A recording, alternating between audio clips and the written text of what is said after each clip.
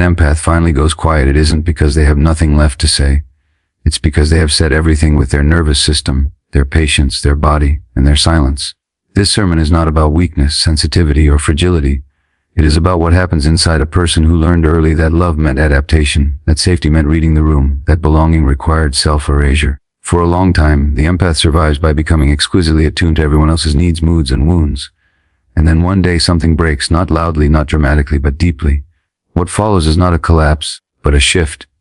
A quiet, unsettling, irreversible transformation that most people misunderstand because they only see the surface change, never the internal reckoning that caused it. An empath is not born exhausted. They are trained into exhaustion through repeated emotional labor that was never named, never reciprocated, and rarely protected. From an early age, they learn to scan faces the way others scan danger. They sense tension before words are spoken, disappointment before it is admitted, anger before it becomes visible. This ability is often mistaken for kindness or maturity, but at its core it is a survival strategy. The empath learns that attunement keeps them safe, that soothing others reduces conflict, that minimizing their own needs maintains connection. Over time, their nervous system becomes wired not for rest, but for vigilance. They are not relaxed in relationships, they are alert, responsive, ready. And for a while this works. They are valued, relied upon, called understanding, deep, emotionally intelligent. What no one sees is the cost. That cost accumulates quietly. It shows up as chronic tension, the body, as fatigue that sleep does not fix, as a subtle dread before interactions that require emotional availability. The empath keeps giving because giving is how they learn to belong. They keep listening even when no one listens back. They keep understanding even when they are misunderstood. Each small dismissal of their feelings registers in the nervous system as a threat, even if the mind rationalizes it away. Trauma does not always come from what happened, it comes from what never happened. Being seen, being protected, being met. Emotional destruction is rarely a single event. It is a slow erosion caused by repeated moments of invisibility. Eventually, the body intervenes, it always does. The empath may notice they no longer feel the same pull to engage, to rescue, to explain themselves. Their emotional availability decreases, not out of spite, but out of fatigue. This is often misinterpreted by others as coldness or arrogance, but internally it feels more like a shutdown. The nervous system, having spent years in a state of hyper-arousal, moves toward collapse as a form of protection. This is not a personality flaw, it is biology responding to overload. When care has been consistently unsafe or one-sided, the system learns that withdrawal is the only boundary that works. What changes first is not behavior, but access. The empath still feels deeply, but they stop granting immediate entry to those feelings. They pause before responding, they hesitate before offering reassurance. This pause is often the first act of self-respect they have ever practiced. It can feel uncomfortable, even guilt-inducing, because their identity was built around emotional generosity. Yet beneath the discomfort is something unfamiliar and steady, a sense of internal permission. Permission to not fix. Permission to not explain. Permission to not carry what was never theirs. This shift can feel lonely. The empath may grieve the version of themselves who loved without armor, who believed that understanding others would guarantee understanding in return. But grief is not regression, it is integration. The nervous system is recalibrating, learning that connection does not have to come at the expense of self. The empath begins to notice how often they ignored their own signals, how frequently their body said no while their mouth said yes. Awareness replaces autopilot, choice replaces compulsion. As emotional destruction gives way to clarity, the empath does not lose compassion. What they lose is the reflex to abandon themselves for it. They become quieter not because they have hardened, but because they are listening inward for the first time. Their energy becomes more contained, more deliberate. They stop chasing resolution with people who cannot meet them. This is not bitterness, it is discernment shaped by experience. The empath's personality does not disappear. It reorganizes around safety, truth, and self-trust, around a nervous system that no longer confuses over giving with love. When hyper-empathy first develops, it feels like a gift. The ability to sense what others are feeling before they say it, to intuit needs, moods, and emotional undercurrents creates the illusion of closeness. The empath becomes the emotional translator in every room, the one who smooths tension, anticipates discomfort, and adapts instinctively. But hyper-empathy is not simply deep caring, it is an overextension of the nervous system. It is empathy without regulation, compassion without containment. Over time, it stops being a bridge and starts becoming a drain. Hyper-empathy is often rooted in early relational environments where emotional unpredictability required constant vigilance. The child learns that safety depends on knowing what others feel at all times. Their attention moves outward, scanning for cues, adjusting behavior to maintain harmony. This outward focus becomes automatic, deeply wired into the nervous system. As adults, hyper-empaths do not choose to tune into others. It happens involuntarily. They feel shifts in tone, micro-expressions, emotional atmospheres as if they were their own internal states. The boundary between self and other becomes porous. This porosity is where the damage begins. When you feel everyone, you are rarely fully with yourself. Hyperempathy creates emotional flooding. a state where the nervous system absorbs more effective information than it can process. The empath may feel overwhelmed without knowing why, emotionally exhausted after conversations that seemed harmless, anxious in relationships that require constant availability. Because this experience has been normalized for so long, the empath often believes something is wrong with them rather than recognizing that their system has been operating beyond capacity. Emotional destruction does not suddenly erase empathy. It reorganizes it. After repeated experiences of being drained, used, or unseen, the nervous system begins to restrict access as a protective response. What looks like detachment from the outside is actually filtration. The empath no longer absorbs everything automatically. They begin to sense a subtle internal gate, a pause between stimulus and response. This is not emotional loss, it is emotional selectivity emerging out of necessity. Selective emotional access means the empath still cares, but cares no longer indiscriminate. They stop feeling responsible for emotions that are not theirs. They notice the difference between compassion and obligation. Where hyper-empathy once pulled them into others' inner worlds without consent, selectivity allows choice. The empath begins to ask internally, often for the first time, is this mine to carry? This question alone represents a radical shift in self-relationship. This transition can feel unsettling. Hyper-empathy was not just a trait, it was an identity. Being the one who understands, who holds space endlessly, who never withdraws, provided a sense of worth. When that reflex fades, the empath may fear they are becoming selfish or emotionally unavailable. In reality, they are learning regulation. The nervous system is discovering balance after years of overextension. Emotional access becomes something granted through trust, safety, and reciprocity rather than reflex. With selectivity comes clarity. The empath starts noticing patterns they once ignored. They recognize which relationships require them to overfunction, which conversations leave them depleted, which people only engage when emotional labor is needed. This awareness is not judgmental, it is diagnostic. The body now speaks louder than old conditioning. Fatigue, tension, and discomfort are no longer overridden in the name of kindness. They become data. As emotional access narrows, depth increases.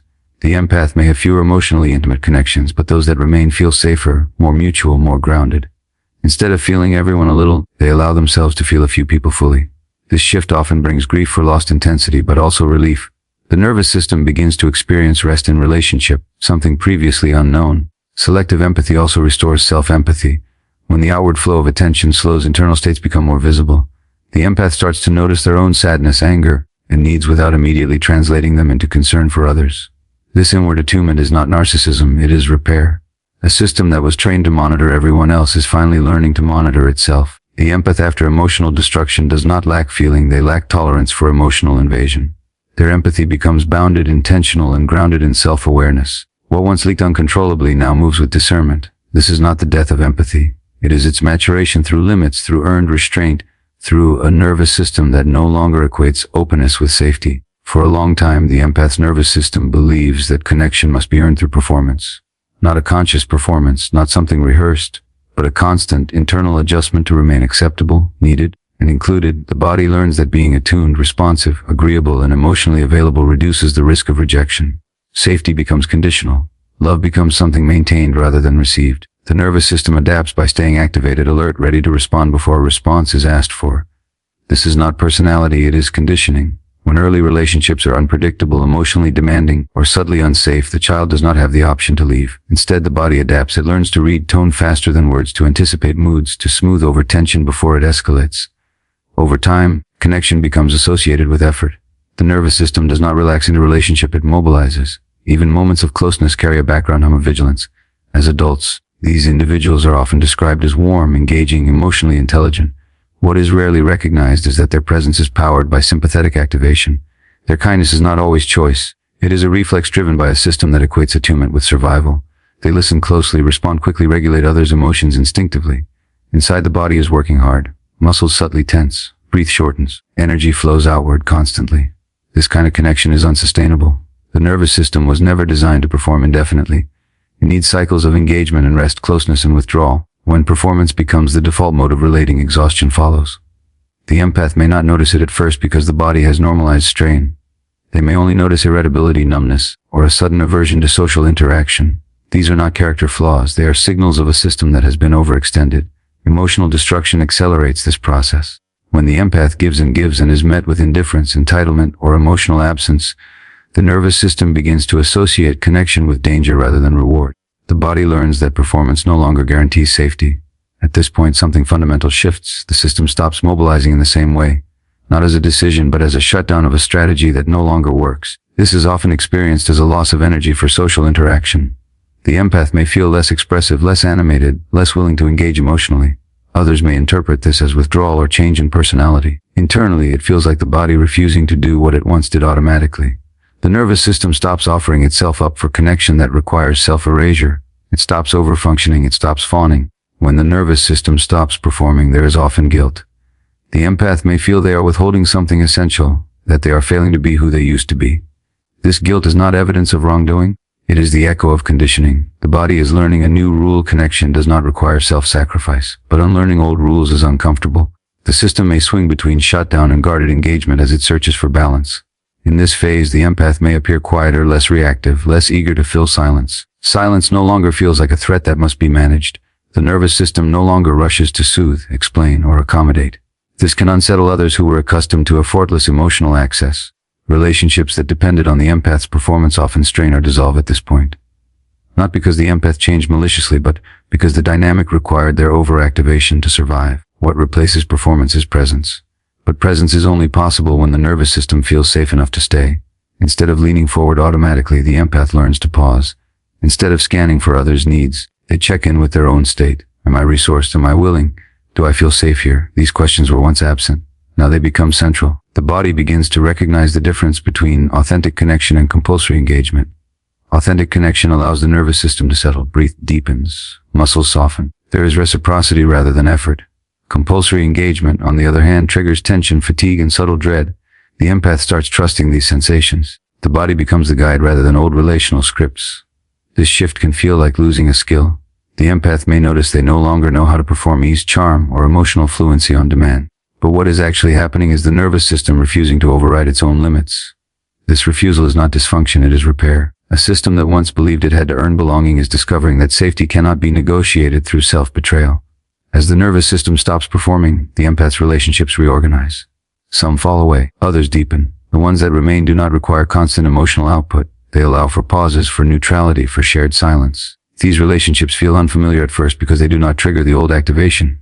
Calm can feel strange to a system accustomed to intensity. But slowly, the body begins to associate connection with regulation rather than effort. The empath, after emotional destruction, does not stop caring. They stop contorting. Their nervous system no longer leaps into action to secure connection. It waits, it assesses, it chooses. This choice marks a profound internal shift from survival-based relating to self-respecting engagement, from performing connection to allowing it to emerge only where safety and reciprocity already exist. Compassion does not disappear when an empath is emotionally destroyed, it changes its posture. For a long time, compassion lived without limits. It flowed outward automatically, reflexively, often ahead of awareness. The empath felt before thinking, gave before choosing, understood before being understood. Compassion was fused with responsibility. If someone was hurting, the empath felt obligated to help. If someone was uncomfortable, the empath felt compelled to adjust. This was not generosity alone. It was conditioning shaped by a nervous system that learned early that care was the price of connection. People-pleasing grows in the same soil. It is not a desire to be liked as much as a fear of rupture. The empath learns that disagreement threatens belonging, that boundaries invite abandonment, that asserting needs creates tension they must then repair. So they anticipate, accommodate, soften, explain. They say yes when their body says no. They smile when something hurts. They rationalize behavior that drains them. Over time, this becomes invisible even to themselves. People-pleasing stops feeling like a strategy and starts feeling like personality. Emotional destruction exposes the cost. When compassion is consistently met with entitlement, when empathy is consumed without reciprocity, when care becomes expected rather than appreciated, the nervous system begins to register danger. Not dramatic danger, but relational danger, the kind that erodes trust in slow increments. The empath may notice resentment surfacing where understanding once lived. They may feel irritation at requests they once welcomed. These reactions are often judged harshly by the empath themselves, but they are signals of a boundary that was never allowed to exist. At some point, the system reaches saturation. The empath realizes, often with shock, that giving no longer feels noble. It feels violating. The body tightens instead of opening. Compassion, once expansive, begins to recoil. This is not cruelty, it is self-protection asserting itself for the first time. The empath is not losing their heart. They are discovering that their heart has limits. People-pleasing is usually the first casualty of this shift. The empath stops automatically agreeing, stops cushioning truth to keep others comfortable, stops managing reactions that are not theirs to manage. This can feel abrupt even to the empath. They may surprise themselves by saying no without explanation, by remaining silent instead of reassuring, by letting discomfort exist without rushing to fix it. These moments can feel wrong because they violate old rules, but they also feel grounding. The nervous system experiences a rare sense of alignment. Compassion survives this transition because compassion does not require self-abandonment. What dies is the belief that care must be proven through sacrifice. The empath begins to distinguish between empathy and compliance. Empathy allows understanding without obligation. Compliance demands action regardless of cost. This distinction reshapes relationships. The empath may still feel deeply for others' pain, but they no longer take responsibility for resolving it. They can witness without absorbing, care without collapsing, listen without losing themselves. This change often provokes pushback. People accustomed to the empath's people-pleasing may feel confused, rejected, or threatened. They may accuse the empath of becoming selfish, cold, or distant. These reactions reveal how much the relationship relied on the empath's self-erasure. The empath may feel tempted to revert, to explain themselves back into acceptance. But the body resists. Once the nervous system has tasted the relief of not over-giving, it becomes difficult to unlearn. Internally, compassion becomes quieter and more intentional. It is no longer broadcast to everyone indiscriminately. It is offered where there is safety, respect, and reciprocity. The empath learns that not everyone deserves access to their emotional labor. This realization can feel unsettling because it challenges moral narratives around goodness and care. But boundaries are not the opposite of compassion. They are what make compassion sustainable. As people-pleasing fades, anger often emerges. Not explosive anger, but a steady recognition of how often the empath minimized themselves. This anger is not destructive, it is informative. It points to violated limits, unmet needs, and unspoken truth. The empath learns to tolerate this anger without turning it inward. They stop using compassion to override their own signals. They allow discomfort to exist rather than neutralizing it for others. This phase can feel like a moral identity crisis. If I am not endlessly accommodating, who am I? If I am not always understanding, am I still kind? The answer emerges slowly through experience rather than logic. The empath discovers that relationships built on mutual respect feel calmer, not colder. They notice that compassion offered freely feels lighter than compassion given out of fear. They begin to trust that care rooted in choice has more integrity than care driven by obligation. Compassion, once fused with self-sacrifice, becomes grounded in self-respect. The empath no longer bends to be acceptable. They allow themselves to be intact, even if that means disappointing others. People-pleasing dies not because the empath stops caring, but because caring no longer includes abandoning themselves. What remains is a form of compassion that does not beg for permission, does not overextend, does not require suffering to prove its sincerity. For much of the empath's life, explanations function as a form of safety. They explain their feelings to prevent misunderstanding, justified their boundaries to avoid conflict, softened their limits so others would not feel rejected. Explanation was not communication, it was self-defense. It came from the belief that if others truly understood, they would respond with care. So the empath kept translating themselves, hoping clarity would lead to consideration. This habit usually forms early. In environments where emotions were dismissed, minimized, or misunderstood, the child learns to over-articulate their inner world. They try to be reasonable, articulate, emotionally literate, believing that precision will protect them from harm. If something hurts, they explain why. If they need space, they explain how long and reassure they are not leaving. Boundaries become negotiable conversations rather than firm lines. The empath learns that having limits is acceptable only if those limits are palatable to others. Over time, explanations become exhausting. Each one requires emotional labor, self-monitoring, and a willingness to expose vulnerability. The empath is not just setting a boundary, they are managing the other person's reaction to it. They scan for disappointment, anger, withdrawal. They rush to soothe, clarify, reassure. The boundary itself becomes secondary to the maintenance of harmony. In this way, explanation undermines the very protection boundaries are meant to provide. Emotional destruction disrupts this pattern. After repeated experiences of explaining themselves only to be ignored, overridden, or punished, the empath's nervous system stops offering language as a bridge. It learns that explanation does not guarantee respect. The body registers a deeper truth. People who require justification for boundaries are often the ones most invested in crossing them. This realization does not arrive as a thought, it arrives as fatigue, a heaviness that makes words feel unnecessary. The shift toward boundaries without explanation is often subtle. The empath may notice they no longer feel compelled to elaborate. They say no and let the silence stand. They take space without narrating their reasons. They change behavior rather than persuading others to understand it. This can feel abrupt, even rude, according to old conditioning, but internally it feels clean. The nervous system experiences a rare simplicity, action without defense. Boundaries without explanation are not walls, they are signals. They communicate self-respect rather than argument. The empath begins to understand that a boundary is not a request for permission nor an invitation to debate. It is a statement of capacity. When explanations fall away, the boundary becomes clearer, firmer, and harder to manipulate. The empath no longer hands others the blueprint for negotiating their limits. This change often triggers anxiety. The empath may worry they are being misunderstood or judged. But over time, they notice something important. People who respect them do not require explanations. They respond to the boundary itself, not the story around it. Those who push back, demand justification, or react with guilt-inducing behavior reveal something about the relationship's foundation. The empath begins to see that explanation was never about clarity. It was about appeasement. As explanation fades, the empath's sense of self strengthens. They no longer measure the validity of their needs by others' approval. They begin to trust their internal signals without translating them into language. This is especially powerful for someone who learned to doubt their own perceptions. The body's response becomes enough. Tension means no. Exhaustion means stop. Discomfort means step back. These signals no longer require footnotes. This shift can feel isolating at first. Without explanation, some connections loosen. Conversations end sooner. Emotional access becomes more limited. But what emerges in place of constant dialogue is stability. The empath no longer leaks energy through over-justification. They conserve emotional resources. Their presence becomes steadier, less reactive. They are no longer pulled into defending their right to exist as they are. Boundaries without explanation also restore dignity. The empath stops pleading for understanding that may never come. They stop offering vulnerability to people who treat it as leverage. Silence becomes a form of self-trust rather than avoidance. The nervous system learns that safety can exist without being understood by everyone. This realization is deeply regulating. Over time, the empath notices a change in how they move through the world. They make decisions faster. They recover from interactions more easily. They feel less internal debate after saying no. The boundary does its work quietly without performance. This quietness is not withdrawal, it is containment. Emotional energy that once flowed outward in explanation now circulates inward, reinforcing a sense of groundedness. In this phase, the empath's relationships reorganize again. Those built on mutual respect remain intact, often becoming calmer and more honest. Those that depended on access to the empath's emotional labor without limits begin to strain. The empath no longer tries to rescue these dynamics with clarification. They let the boundary reveal what explanation once concealed. Boundaries replacing explanations marks a profound internal shift from relational survival to self-alignment. The empath no longer negotiates their needs into acceptability. They state them through action, through absence, through consistency.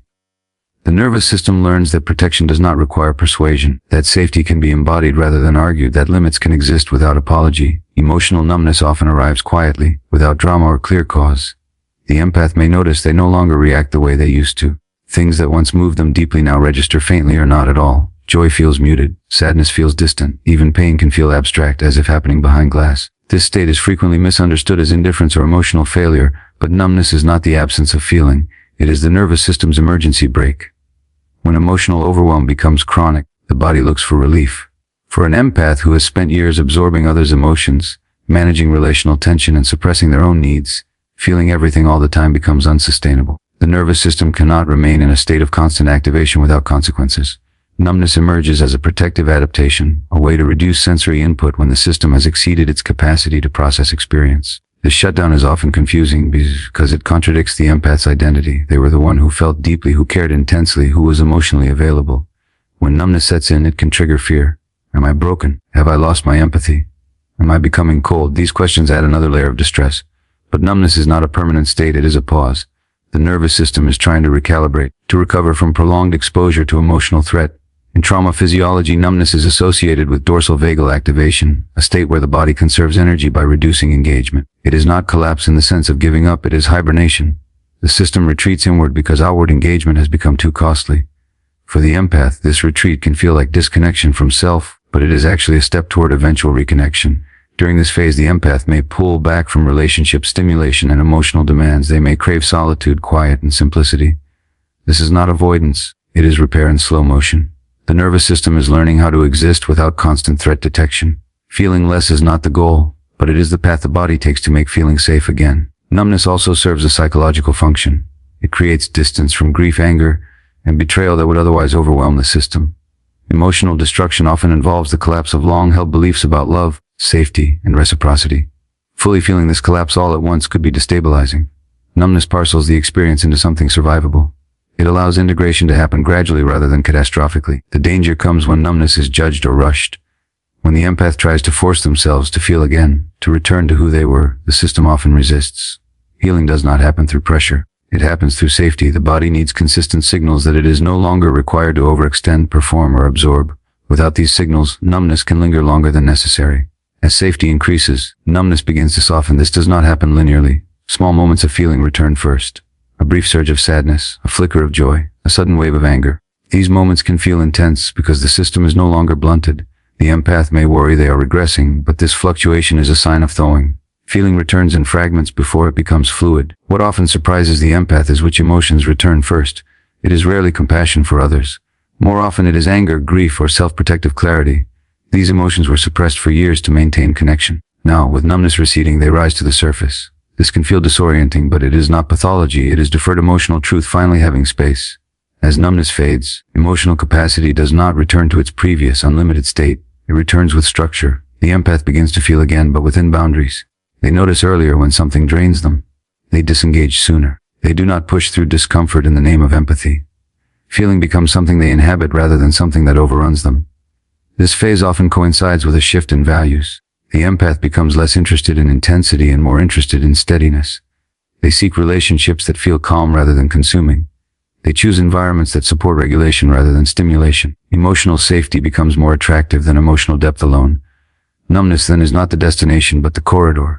It is the nervous system's way of moving from chronic overwhelm toward regulated presence. The empath does not lose their emotional range. It is temporarily narrowed so it can be restored without harm. Feeling returns not as flooding but as clarity, not as obligation but as choice, not as self-erasure but as embodied awareness. Innocence is not non-vitae, it is a form of trust that once made sense.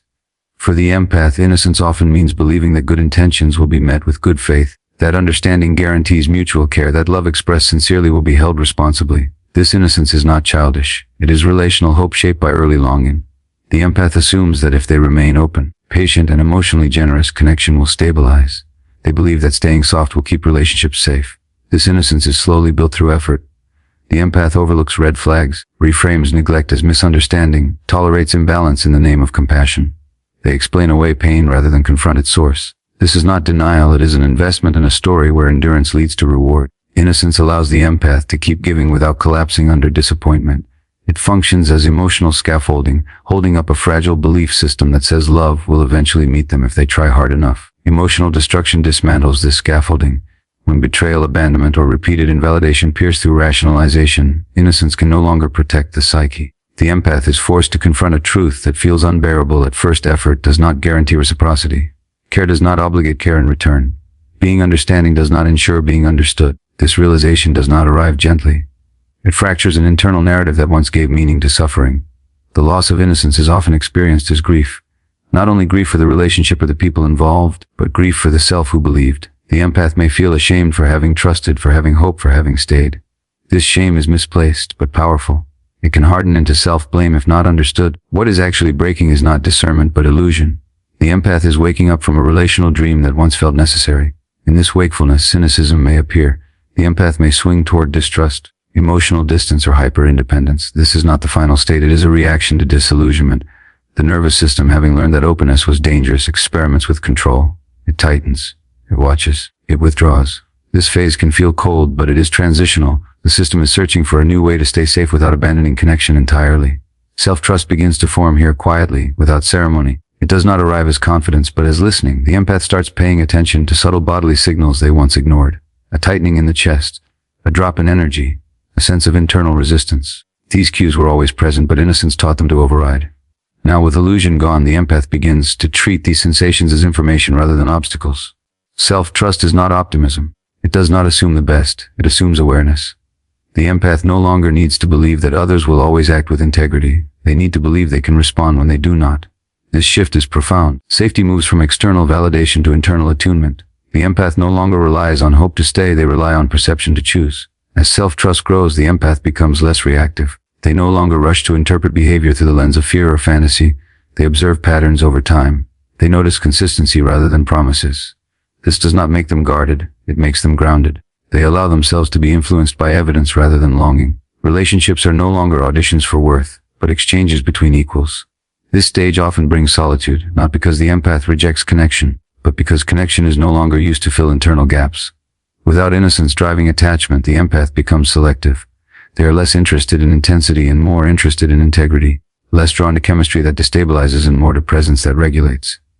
This can feel like loss at first, but it is actually alignment. The empath may mourn the version of themselves who loved without calculation, who believed without skepticism. But what replaces that version is not bitterness. It is discernment anchored in self-respect. The empath learns that trust is not something granted automatically. It is something built through consistent safety. They stop offering access based on potential and start offering it based on experience. Self-trust also changes how the empath relates to pain. Instead of questioning their reactions or minimizing their hurt, they take themselves seriously. They no longer need external confirmation that something was wrong. Their internal response becomes sufficient evidence. This shift reduces rumination, self-doubt, and the compulsion to explain. The empath feels steadier, less pulled apart by conflicting interpretations. The loss of innocence is irreversible, but it is not tragic. It is a passage. What is left behind is blind faith in others' capacity to care. What emerges is a grounded faith in one's own capacity to notice, to respond, to leave, to stay. The empath does not stop believing in connection. They stop believing that connection requires self-betrayal. When people say the empath has become cold, they are often responding to a change in access, not a change in heart. What they miss is the difference between emotional availability and emotional exposure. The empath was once exposed, open, permeable, unguarded. Feelings flowed outward freely and others could enter without resistance. After emotional destruction, that openness reorganizes, not into hardness but into containment. Containment is not suppression, it is the capacity to hold emotion without spilling it everywhere. The empath still feels deeply, but feelings no longer dictate behavior. They are processed internally before being shared. This can look like detachment to those who are used to immediate emotional responsiveness. In reality, it is regulation. The nervous system has learned that unfiltered expression is not always safe, and that pacing is a form of care. Coldness implies lack of warmth. Containment implies warmth with structure. The empath still cares, but they are no longer porous. They do not merge emotionally with others. They do not absorb moods, crises, or pain as if it were their own. Instead, they remain present while staying anchored in themselves. This anchoring creates steadiness, not distance. Containment often follows a period of numbness or withdrawal. Once the nervous system has had time to recover from overload, feeling returns in a new form. Emotions are experienced with clarity rather than urgency. The empath notices them rise, peak, and settle. They no longer feel compelled to act on every emotional impulse. This internal spaciousness allows for choice. Others may experience this shift as less intensity. Conversations feel calmer, slower, more deliberate. The empath is less reactive, less expressive, less likely to mirror emotions automatically. This can be unsettling for people who relied on that mirroring to feel seen. But containment does not mean invisibility. It means the empath is no longer sacrificing their internal equilibrium to validate someone else's experience. Contained empathy is discerning. It responds where there is mutual respect and withdraws where there is manipulation or disregard. The empath is no longer available for emotional chaos. They can sit with discomfort without rushing to resolve it. They can witness pain without trying to take it away. This does not make them unkind, it makes them stable. This stability often feels unfamiliar even to the empath. For years, emotional intensity may have been confused with closeness. Now calm replaces drama. Predictability replaces volatility. The empath may need time to trust that this quieter form of connection is real, but the body recognizes it as safer. Muscles relax, breath deepens. There is less internal bracing. Containment also changes how the empath expresses truth. Instead of emotional outpouring, communication becomes concise. Instead of processing out loud, they reflect privately. Words are chosen carefully, not out of fear but out of self-respect. Silence becomes meaningful rather than avoidant. The empath no longer needs to prove their depth through disclosure. People who benefited from the empath's lack of containment may resist this change. They may accuse the empath of being distant or uncaring. But those who are capable of mutuality often feel relief. The relationship becomes less charged, more balanced. Emotional responsibility is shared rather than outsourced. Contained empathy allows the empath to remain open without being overwhelmed. It is the middle ground between exposure and isolation. The empath does not shut down, they hold. They do not withdraw from humanity. They step into themselves. Their presence becomes calmer, grounded, and harder to exploit. This shift marks the final stage of the personality transformation. The empath does not become colder, they become centered. Their emotional life moves inward before it moves outward. What once spilled now rests, what once leaked now holds. The empath stands in their feelings without being consumed by them, offering care from a place of stability rather than sacrifice.